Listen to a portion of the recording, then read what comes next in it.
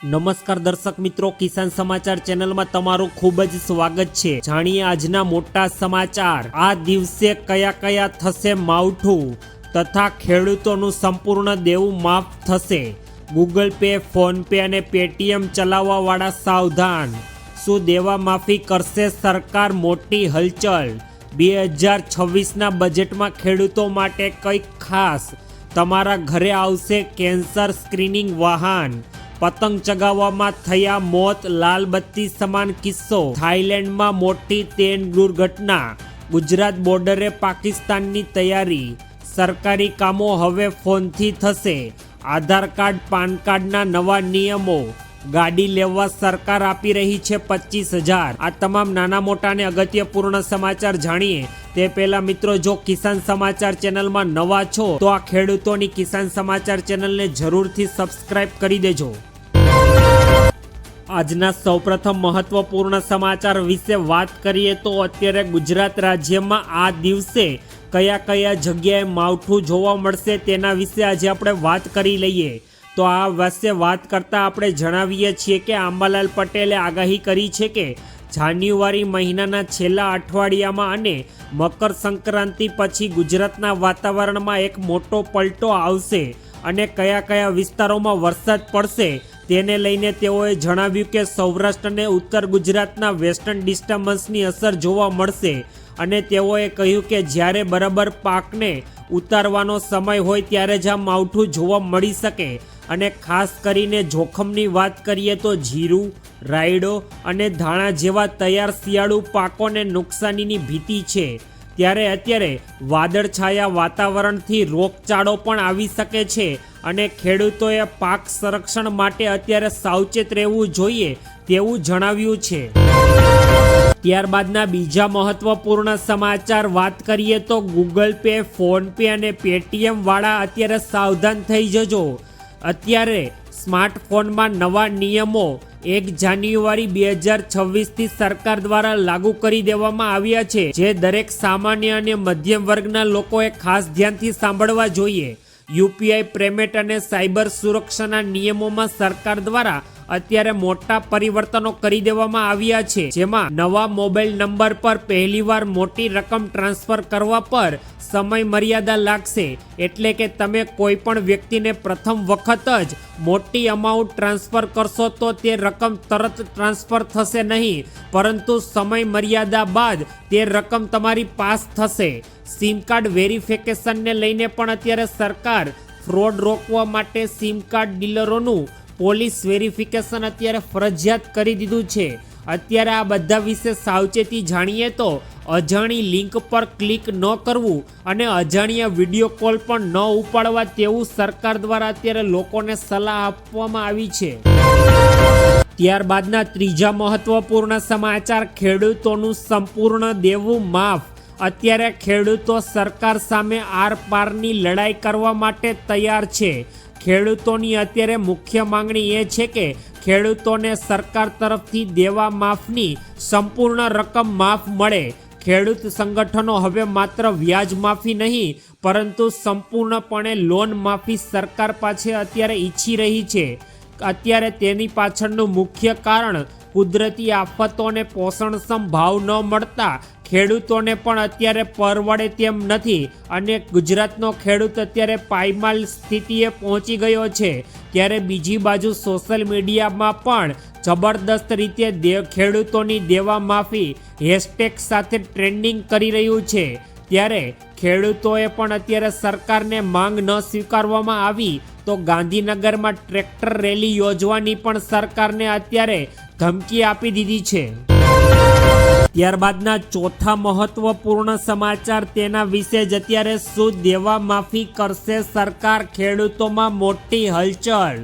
ગાંધીનગરમાં અત્યારે સરકારના મંત્રીઓનો બેઠકનો દોર ચાલુ થઈ ગયો છે અને સચિવાલયમાં ખેડૂતોના પ્રશ્નોને ઉકેલવા માટે અત્યારે અધિકારીઓ ગુપ્ત રીતે બેઠકો કરીને ખેડૂતો સાથે વાટાઘાટા કરવાના પ્રયાસો કરી રહ્યા છે। જ્યારે બીજી બાજુ રાહત પેકેજ અંગે નાના અને શ્રીમંત ખેડૂતો માટે ખાસ સરકાર દ્વારા અલગથી રાહત પેકેજની તૈયારીઓ પણ કરી લેવામાં આવી છે। સરકાર બેંકો સાથે દેવા મુક્તિ અંગે ગંભીર ચર્ચા પણ અત્યારે કરી રહી છે. આ બધાની વચ્ચે આશાનું કિરણ ખાતર બિયારણના ભાવ વધારા વચ્ચે આ સમાચાર ખેડૂતોને અત્યારે ખૂબ જ મોટી રાહત આપી શકે કે સરકાર અત્યારે દેવા માફી તરફ અત્યારે સરકાર વિચાર કરી રહી છે. ત્યારબાદના પાંચમા સૌથી મોટા સમાચાર, બજેટ 2026માં ખેડૂતો માટે કંઈક ખાસ. ખેડૂતોને સરકાર અત્યારે મોટી રાહત આપવા જઈ રહી છે. અત્યારે ફેબ્રુઆરીના બજેટમાં પીએમ કિસાન સન્માન નિધિમાં સરકાર અત્યારે વધારો કરી શકે તેવી શક્યતા અને ખેડૂતો પણ અત્યારે તેની આતુરતાપૂર્વક રાહ જોઈ રહ્યા છે. સરકાર દ્વારા પ્રધાનમંત્રી કિસાન સન્માન નિધિ યોજનાની રકમમાં 2000 રૂપિયાથી વધારીને 3000 કે તેથી પણ વધુ કરી શકે. સરકાર દ્વારા મોંઘવારી અને ખેતીના ખર્ચને પહોંચી વળવા માટે સરકારે આ મહત્વપૂર્ણ પગલું ભર્યું છે. જ્યારે ગ્રામીણ અર્થતંત્રમાં પણ અત્યારે સરકાર દ્વારા 2000 રૂપિયાની સહાયને 3000 કરી દેવામાં આવશે તો ખેડૂતો પણ પોતાની જરૂરિયાતમંદ સામાન ખરીદશે અને અર્થતંત્રમાં તેજી આવશે, જેથી ખેડૂતોનો સીધો આર્થિક ટેકો મળશે. ત્યારબાદના છઠ્ઠા મોટા સમાચાર, તમારા ઘરે પણ આવશે કેન્સર સ્ક્રીનિંગ વાહન. અત્યારે મુખ્યમંત્રી ભૂપેન્દ્ર પટેલ દ્વારા આશા-1 એટલે કે કેન્સર સ્ક્રીનિંગ વાહનનું લોકાર્પણ કરવામાં આવ્યું છે. આધુનિક સુવિધાઓથી સજ્જ આ વાહન ગામડે ગામડે ફરશે અને શહેરોમાં પણ જઈને લોકોની તપાસ કરશે. વહેલી તપાસથી કેન્સર જેવી ગંભીર બીમારીઓનો જીવ બચાવી શકાય છે. મિત્રો, અત્યારે સરકાર દ્વારા 108ની સુવિધા જેમ આપવામાં આવે છે તેવી જ રીતે સરકાર દ્વારા આ કેન્સર સ્ક્રીનિંગ વાહનનું લોકાર્પણ કરવામાં આવ્યું છે, જે દરેક ગામડા અને શહેરોમાં ફરીને લોકોના કેન્સરના રિપોર્ટની જાંચ કરશે અને જો આવી કોઈ બીમારી જણાય તો લોકોને વહેલી તકે તેનો ફાયદો મળી શકે તે માટે સરકારે જાન્યુઆરી 2026થી આ સેવા શરૂ કરી છે અને લોકો અત્યારે અચૂક આ તપાસ પણ કરાવી રહ્યા છે. ત્યારબાદના સાતમા સૌથી મોટા સમાચાર, પતંગ ચગાવતા થયા મોત, લાલ બત્તી સમાન કિસ્સો. અત્યારે ગુજરાતમાં ગઈકાલે જે મકર સંક્રાંતિનો તહેવાર ઉજવાયો ત્યારબાદ અત્યારે ઘણા બધી દુર્ઘટનાના કિસ્સાઓ સામે આવ્યા છે, જેમાં રાજ્યભરમાં ચાઇનીઝ દોરીથી ગળા કપાવાને કારણે ઓછામાં ઓછા 4 લોકોના મોતના આંકડાઓ સામે આવ્યા છે. પ્રતિબંધિત દોરીને કારણે અનેક બાળકો અને યુવાનોને પણ અત્યારે ગંભીર રીતે ઈજા થઈ છે અને અત્યારે તેઓને પણ હોસ્પિટલમાં દાખલ કરવામાં આવ્યા છે. આ બધાની મોટી બેદરકારી, હાઈકોર્ટ અને સરકારના પ્રતિબંધ હોવા છતાં ચાઇનીઝ માંજાનું જબરદસ્ત રીતે વેચાણ થવાને કારણે તે જીવલેણ સાબિત થયો છે. ત્યારબાદ આ ઘટનાઓ સમાજ માટે અત્યારે લાલ બત્તી સમાન કિસ્સો ગણાવી શકાય તેવી કહી શકાય. ત્યારબાદના આઠમા સૌથી મોટા સમાચાર, થાઈલેન્ડમાં મોટી ટ્રેન દુર્ઘટના, અનેક લોકોના મોત. અત્યારે થાઈલેન્ડના બેંકોક પાસે પેસેન્જર ટ્રેન પર બાંધકામ સાઇડ પરથી ક્રેન તૂટી પડવાની મોટી દુર્ઘટના સર્જાઈ છે. આ જાનહાનિમાં 32 લોકોના મોત અને 60થી વધુ લોકો અત્યારે ગંભીર રીતે ઘાયલ થયા છે. આ રૂટ પર ભારતીય પ્રવાસીઓ પણ મુસાફરી કરતા હોવાથી સુરક્ષા અંગે અત્યારે લોકોને ચિંતામાં વધારો થયો છે. અત્યારે તપાસ દરમિયાન સરકારે ઘટનાની તપાસ કરવાના અત્યારે આદેશો આપ્યા છે અને મૃતકોના પરિવારજનો સરકારે અત્યારે સંવેદના જતાવી છે. ત્યારબાદના નવમા મોટા સમાચાર, ગુજરાત બોર્ડરે પાકિસ્તાનની તૈયારીઓ તેજ. પાકિસ્તાને ગુજરાતના સર્કિટ નજદીક મિસાઇલો અને એર ડિફેન્સ સિસ્ટમ તૈનાત કરીને મુનીરે અત્યારે ભારતીય સેનાઓને ડરાવવા માટેનો પ્રયાસ કર્યો છે. પાકિસ્તાન તરફથી મોટા પ્રમાણમાં સૈન્ય પુનર્ગઠન અને તેનાથી અત્યારે શરૂ કરી દેવામાં આવી છે. આ ક્ષેત્રે સિંધુ નદી અને ત્રિકોણમાં આવેલો કીચડવાળો વિસ્તાર છે, જેના કારણે ભારત અને પાકિસ્તાન વચ્ચે લાંબા સમયથી આ જગ્યાને લઈને વિવાદ ચાલી રહ્યો છે. આ સૈન્ય જમાવડો વાયુ સુરક્ષા, monitoring radar, marine brigade drone અને ગતિવિધિઓ અંગે ઝડપથી વધી રહેલા સૈન્ય શક્તિ પ્રમાણમાં સામેલ છે.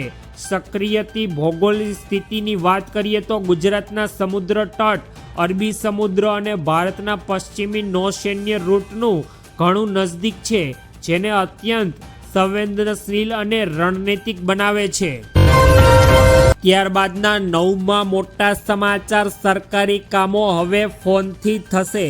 રાજ્યના સાયન્સ એન્ડ ટેકનોલોજી વિભાગના ડાયરેક્ટર ઓફ આઈટીસી તેમજ ગવર્નર દ્વારા વોટ્સએપ નંબર જાહેર કરીને નાગરિકોને તેમના મોબાઈલ નંબર પર જ આવકનો દાખલો, જાતિનું પ્રમાણપત્ર જેવી અનેક સરકારી પ્રમાણપત્રો અને સુવિધાઓની વ્યવસ્થા મળી રહે તે માટે અત્યારે નંબર જાહેર કરવામાં આવ્યો છે. આ માટે લાભાર્થીઓ નંબર પર હેલો મોકલવાથી સામેથી જવાબ આવશે. આ સેવાનું અનુશાસન દિવસે મુખ્યમંત્રી ભૂપેન્દ્ર પટેલના હસ્તકે લોકાર્પણ કર્યું હોવામાં આવ્યું છે. આ સેવા આગામી દિવસોમાં વોટ્સએપ અને ચેટબોટ વર્ઝનને અપડેટ કરવામાં આવશે. ત્યારબાદના 11મા મોટા સમાચાર. આધાર કાર્ડ, પાન કાર્ડને લઈને મોટા નવા નિયમો જાહેર. યુડીઆઈની સત્તાવાર વેબસાઇટ અનુસાર નકલી આધાર કાર્ડ બનાવનાર વ્યક્તિને અત્યારે 3 વર્ષ સુધીની જેલ અને 10,000 રૂપિયા સુધીનો દંડ થઈ શકે છે. વધુમાં અત્યારે જાણીએ તો મીડિયા રિપોર્ટ્સ પ્રમાણે નકલી પાન કાર્ડ બનાવવા પર 10,000 રૂપિયા સુધીનો દંડ અને 6 મહિના સુધીની જેલની સજા થઈ શકે છે. આવકવેરા વિભાગ પાસે પાન કાર્ડ સંબંધિત તમામ પ્રકારની માહિતીઓ છે. જો તમે મહત્વપૂર્ણ નાણાકીય વ્યવહારો માટે નકલી પાન કાર્ડનો ઉપયોગ કરો છો